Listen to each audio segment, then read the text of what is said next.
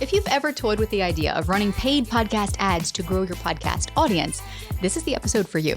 I have got Mike Wiston, the co-founder of MowPod, in the studio with me to dive deep into the right and wrong ways to use paid ads to grow your show. We're going to unpack why starting paid ads too soon only leads to wasted dollars and very disappointing results, and how to know if and when your show is ready to start investing in paid ads as a targeted strategy for scaling your podcast audience. Welcome to Insider Secrets to a Top 100 podcast. I'm your host, Courtney Elmer. Let's make your business binge-worthy. Mike, I am super stoked to have you here today and to talk about pros and cons of running ads for your podcast, but also the right and wrong way to go about it. So thank you for making the time. Thanks for inviting me to the podcast. Well, look, you're in Japan, midnight over there. I mean, that's real commitment right there. So I appreciate you being here. I'm the future today. There you go. So look, thinking about that, casting a vision into the future of podcasting, everyone who listens to this podcast has a podcast that they want to grow. And all of us know growing any marketing channel boils down to two things. It's organic strategies and you've got your paid strategies. And something that you've said in the past is if you start paying for ads too early, you're not going to know if your content is good enough to hold on to the people that you're paying for. And this is so key. And it's something I think a lot of people overlook. So right out the gate here, let's jump into what are some of the top mistakes that you see people making when it comes to running ads to grow their podcast. I think you just hit the nail on the head. And just to kind of reiterate that, you really need to build an organic growth engine right out of the gate. And that needs to be the focus when you're either starting a podcast or running a new show and you really have no data.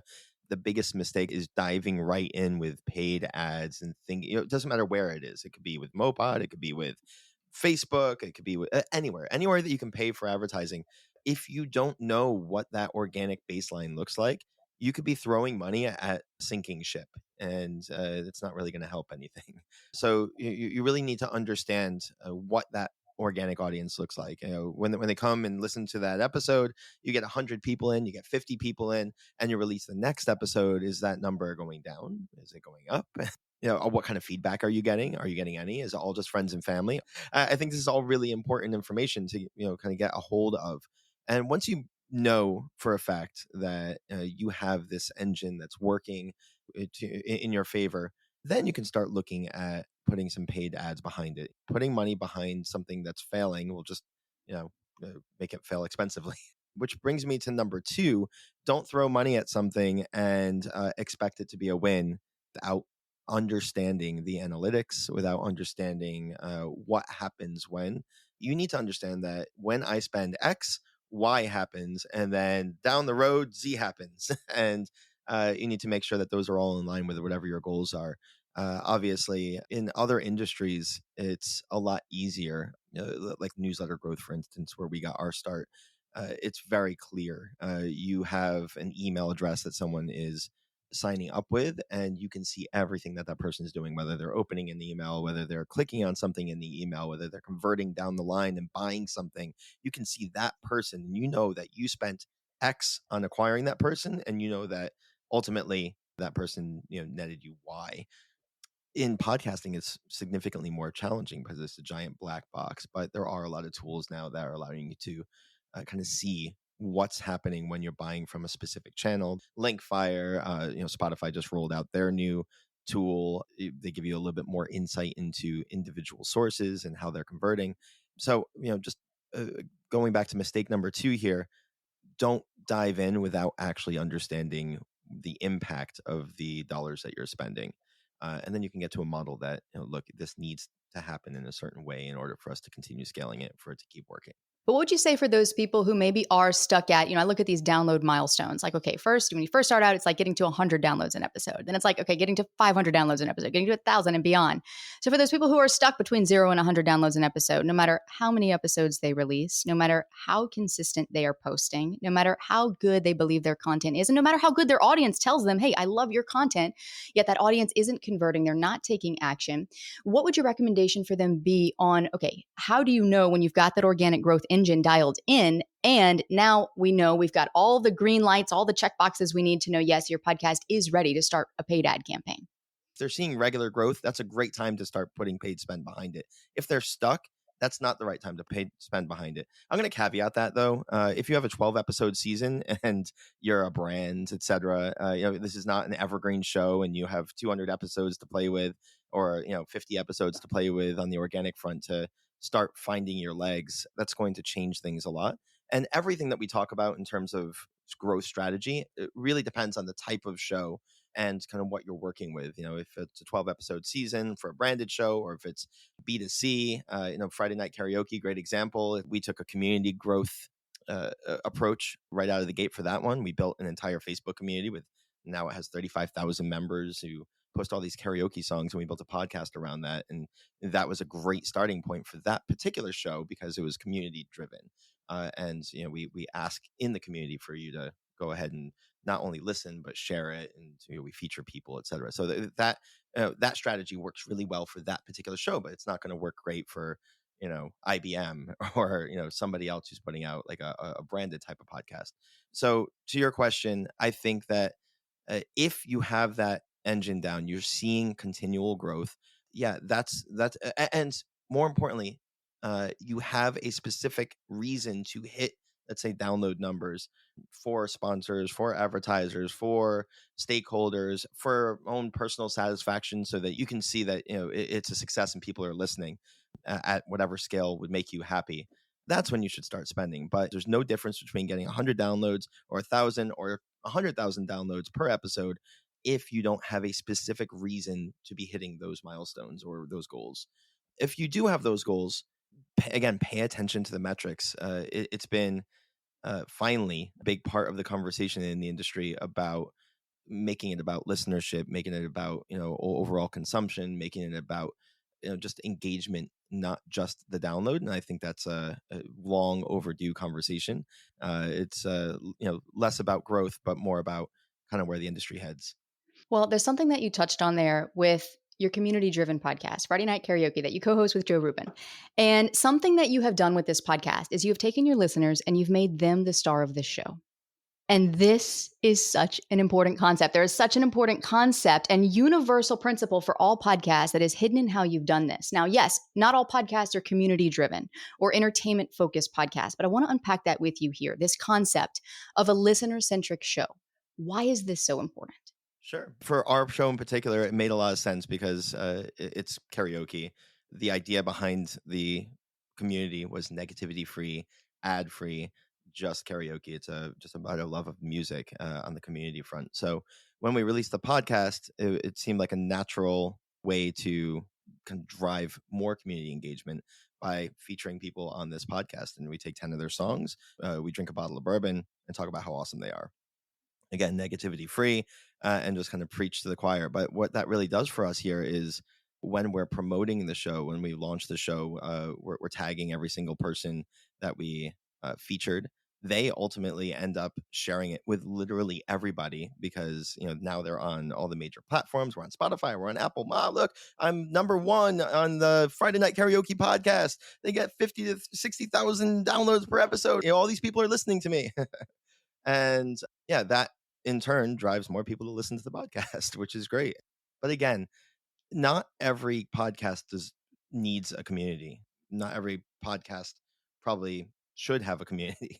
A biopharma podcast, I maybe a community makes sense there, but I think it'd be really hard to put that together. And I think it would be really limited also. You're not going to have 35,000 people in a biopharma podcast community probably. That's an important point right there. The fact that you need to know what type of podcast you have. It's easy to look at all these other podcasts and say, okay, well, what they're doing, I need to replicate that. I need to have that. Or maybe I need to have a community around my podcast. But also, I think, Mike, one of the things that really is coming through with everything that you're sharing here is the fact that do it if it makes sense for your show. Have the reason behind it. Have the why behind it. Know why you're doing it in the first place. Don't just do it because you think it's going to be something that will help you grow or build a more engaged community. Community should not have an agenda. I think that's the most important thing. I mean, the Friday Night Karaoke community, I'll use that as an example here. If you go in with a very specific agenda, when you are like, you know what, every third post, I'm going to advertise my services or ask people to buy my thing, right? I mean, it only takes one. And then people are like, all right, well, I know what this is now. And it doesn't feel like a community anymore. It just feels like a really cheap way to get people in to buy your stuff or to, go follow your Instagram account, your YouTube account, so you can monetize it and make a bunch of money, right? I think that being genuine and just making it about something more than your podcast numbers or making it more than your ebook that you're trying to promote, make it a true community. And, ask for that stuff somewhere else, but don't ask for it right there. Really make it like this genuine community of people that share information openly, feel safe to share that information, and don't feel like you're just waiting for the right moment to pounce. We don't live in a jab, jab, jab, right hook world anymore. People are too savvy. We see Yeah. through that and it comes across as inauthentic. Now, at the end of the day, yeah, if you're a business owner and using your podcast to grow your business, like a lot of our listeners are, you do have to sell your stuff. But there's a difference between hard selling versus push and pull marketing, right? Where we're pushing all this out there, we're trying to sell people on our ideas and why they should buy our programs and this and that. Or we could really draw them in and draw them into a space where they feel like they're part of something really special and really important that's going to naturally make them want to take the next step with you. And so, Mike, I know we would probably all agree, all of us listening, you and I would agree, like building this audience of people who are actually engaged with your show is really key to the success of your podcast. And I'm excited in the next episode to dive into some of the nitty gritty of how we can begin to do that with paid ads. What metrics do we need to be looking at and that sort of thing. But first, I want to bring up an ethical issue that often isn't discussed in the podcasting space and that can create some confusion for people. There's this camp of people out there who think that running ads to grow your show is kind of like paying for downloads. Can you explain the difference? We look at these other marketing platforms. We run ads on Facebook. We run ads on Instagram. We run ads on Google. We run ads anywhere else. But for some reason, in podcasting specifically, I feel like there is this still undercurrent of conversation going on here that, oh, no, that's just paying for downloads. That's just inflating your numbers. It's not actually bringing in real listeners. Can you speak to that? Yeah, absolutely. So I think that you just, again, hit the nail on the head. It's about real listeners and about real people. So if you are running ads, make sure that you're running ads in places where or you're getting data back or reporting back that shows where every single one of those impressions is coming from, where those downloads are coming from, evidence that this is in fact real people that these are getting in front of. What are the strategies used? Are they interest targeting segments and browsing audience segments and lookalikes and retargeting, or is it a big mystery and it's just a big number that you're getting from, that marketer in Bangladesh that slid into your LinkedIn inbox?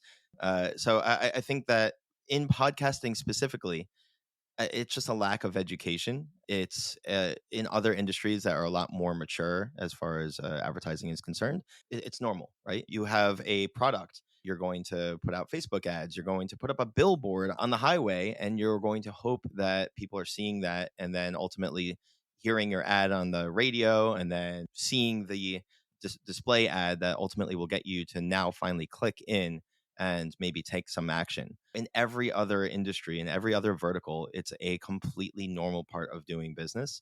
Any movie that you've ever seen, you've seen a bajillion trailers for that movie. You've seen write-ups from critic sites and from the studios themselves and from review sites that where the studio leaked the information just to get you to understand more about the show and to ultimately click in and then ultimately watch the show. So it's no different if you're in podcasting and you're paying for ads. Again, make sure it's real people and that these are real placements in real places. As long as that's happening, then it becomes a traffic over audience. And those are two different things. The difference between traffic and audience are the people who kind of stick around. They're the people who are engaged and listening on a regular basis. And traffic are the people, kind of top of funnel. You can't have one without the other, though. Not every single person who goes to listen to your show or samples your show or discovers your show is going to be a long tail listener. And depending on the growth strategy you're using, whether it's organic or paid, every strategy is going to have different conversion from traffic to to audience. And just pay attention to those metrics. This is so key. And I think this is a big question on a lot of people's minds. We've all been hit up by those people on, the podcast promoters and the DMs on Instagram, LinkedIn, wherever saying, I can get you 10,000 downloads to your podcast for, $9.99 US, and it's like, please run away from those people. There's a difference between having a lot of bots go in and listen to a few episodes of your show, which will, by the way, get you shut down on the podcast players. Please don't do that. Versus actually advertising to targeted audiences of people who are likely to listen in hopes of converting some of those people to your show. No different than we would do if we were doing email list growth, getting people into a workshop or a live event or whatever that might be. And I know in the next episode, we're going to dig deeper into some of the analytics and how to build this strategy and what do we need to be looking at, as well as how the platform that you co-founded alongside Joe Rubin is designed to solve some of the specific challenges and problems that we're talking about here today. So Mike, thank you for being here today to help us get our heads on right about what we need to be thinking about with where our podcast needs to be before we start running paid ad campaigns, and really beginning with the end in mind. Thank you. And if you're enjoying this conversation, then don't go anywhere, because in the next episode, Mike joins us back to break down the different types of podcast ads that are out there and help you decide which ones are the best for your show so that you can make the most of the money that you're investing into any kind of paid ad campaign. That's all coming up next to help you make your business binge-worthy.